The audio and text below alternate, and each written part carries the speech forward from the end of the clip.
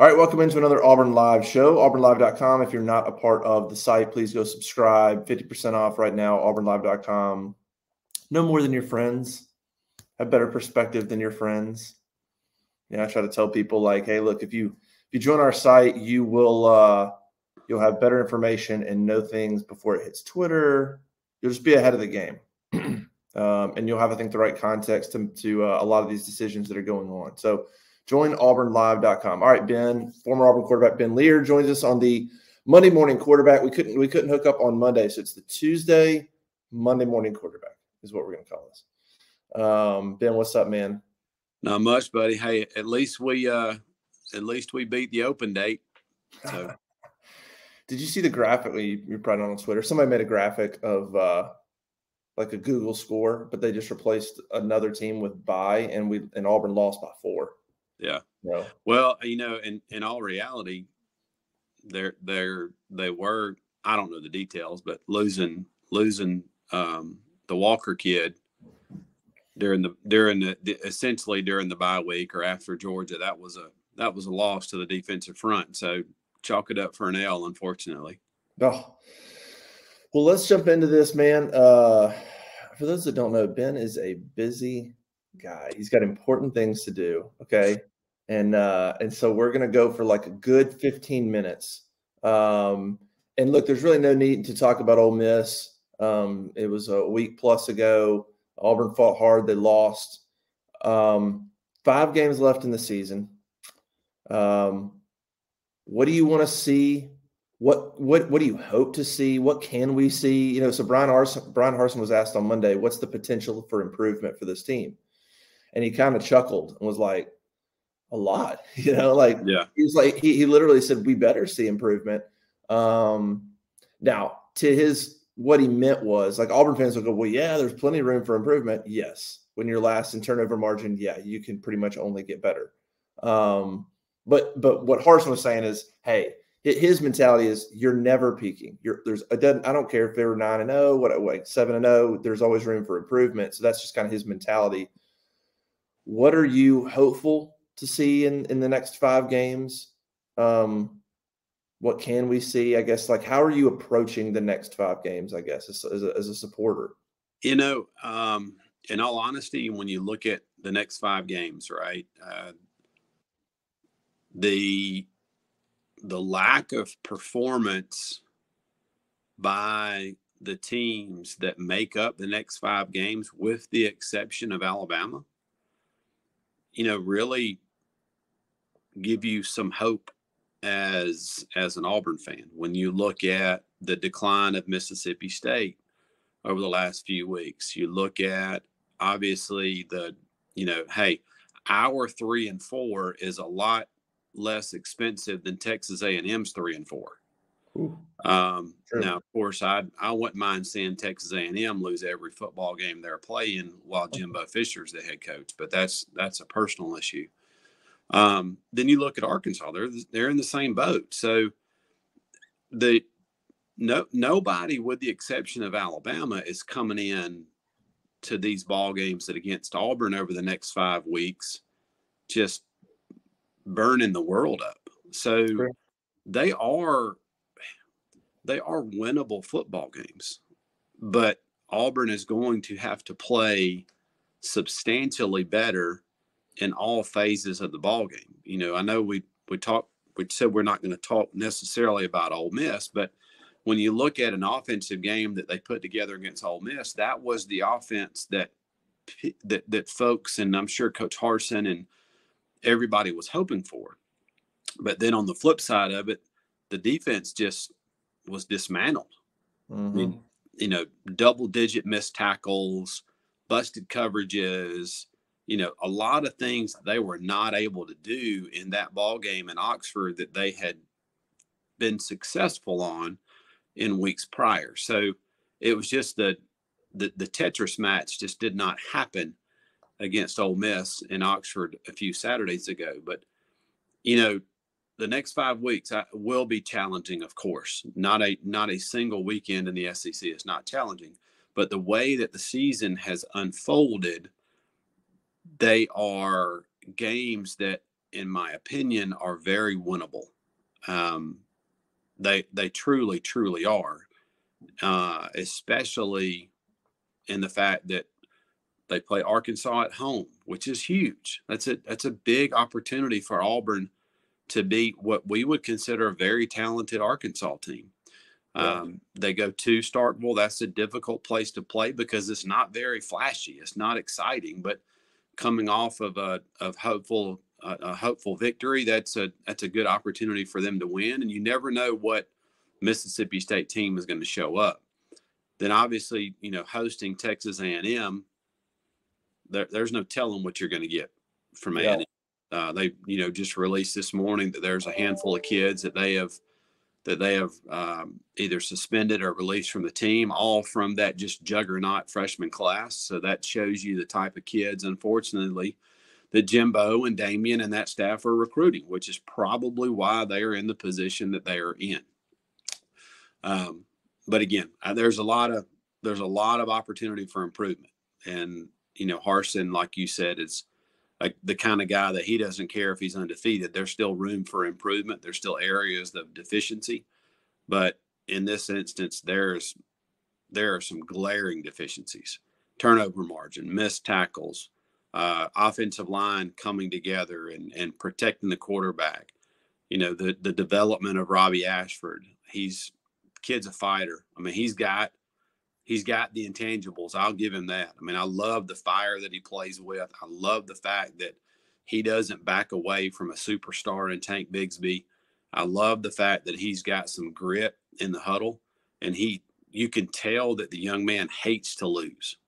And that's an aspect, or that's an intangible that you can't coach.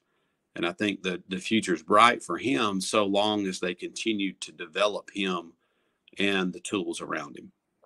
So, I mean, are your expectations that they make a bowl game, that they win 3 of 5? Let's say Alabama's out, because right now you can't say Auburn doesn't have the team to for anybody to realistically pick an Alabama win. So you got to win 3 of the other 4. You got to win 3 of the other 4 after losing. Now they've lost 4 of 5. Yeah. I mean, is that your expectation or? Yeah. I mean, the hope, my expectation is for him to win all 5. That's the expectation.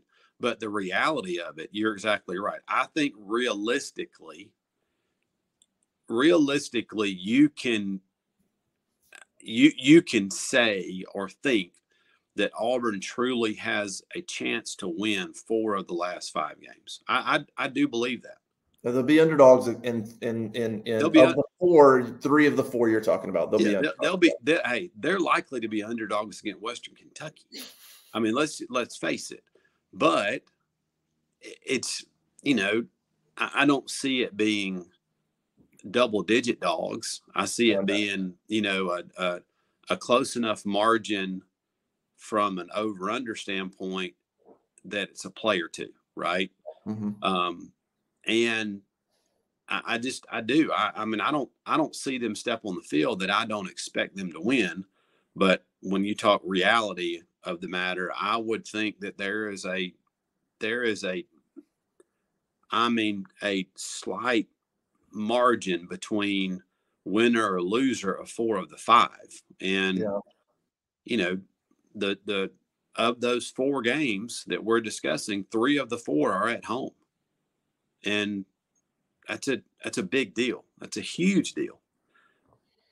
Can I ask you the question that I think most Auburn fans on the board, on our message boards at Auburn Live, here's where I think, not just them, but I think most Auburn fans, here's where I think they're at. Who cares if we go to a bowl game or not? What's your reaction if people say, okay, fine, we win 3 and we're 6-6 and we go to a bowl and maybe Harsin doesn't coach it, and like, where is what's the best pitch to, hey, like, here's why you should care? Because I feel like that's where a lot of Auburn fans are at right now. They're like, hey, if we win, cool. We don't, cool. I don't really care at this point. What I would say to folks that might have that, that thought process, it's still about the kids. regardless of the bowl game. Yes, I get it. We all want them to go to the playoffs, or we all want them to go to a New Year's Six. I totally agree with that. But a bowl game, for the most part, and 99% of it, it is a reward for the effort and the things that these young men have done for the last 7, 8, 10 months. And I think that's, at the end of the day, that's the kicker is, I have a hard time when I hear people that say, oh, I'm not pulling for Harsin anymore. I'm done with him. If you think about it, if you say you're done with the coach or the coach is, then you're done with the team. And that's just not us. That's just not what it should be. Your primary focus should be pulling for the young men, should be supporting them. As long as they're wearing the jersey, you should be pulling for them.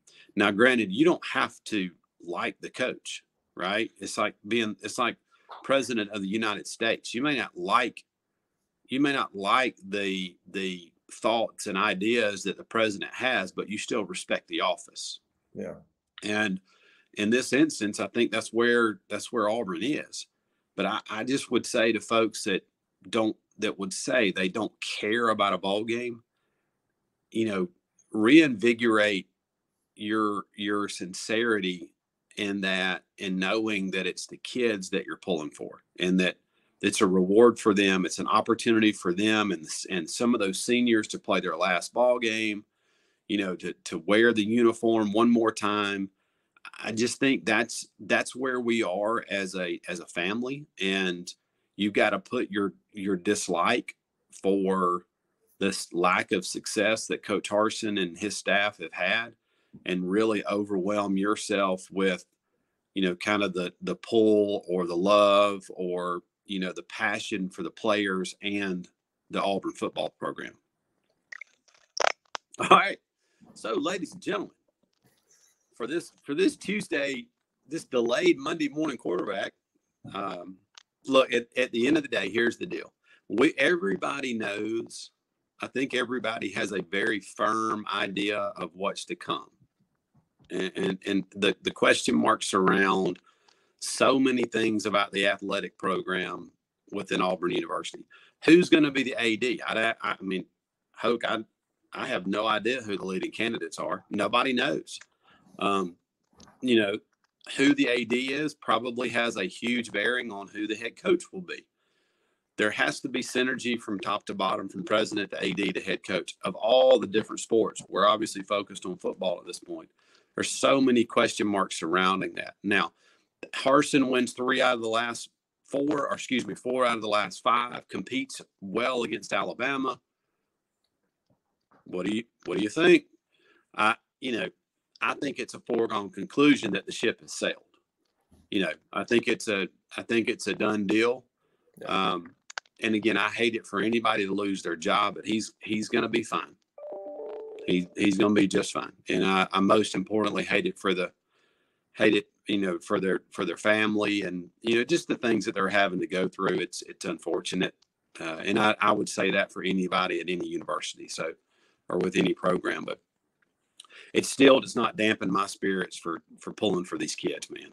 And we said it early on in the season and it's happened this way to Arkansas and A&M and Mississippi State, that there is Georgia and there's Alabama for the most part early on in the season. It has proven to be Tennessee. You can throw in that mix, but there is a play or two difference between every other team in the SEC.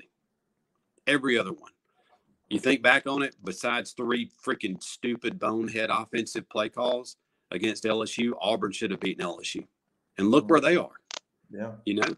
So things like that it's just a flip of a coin. And hopefully the flip of the coin in 4 of the last 5 can be in favor of Auburn. So, I fully expect Auburn to show up and show out, both from a fan perspective on Saturday. I expect the players to be there and be lively and give it everything they've got. And who knows, a win against a really good, very physical Arkansas football team, which they are always physical. They will always be the toughest, most physically testing team that you play every single year. They get after your ass. If they can find a way to be victorious against Arkansas, it's a huge shot in the arm for this football team and this football program. So, show up, show out, be loud, be crazy, make it hard for Pittman to turn up that jukebox, and hopefully the kids will come away with a W. Thanks, ladies and gentlemen. Good day. War Dam.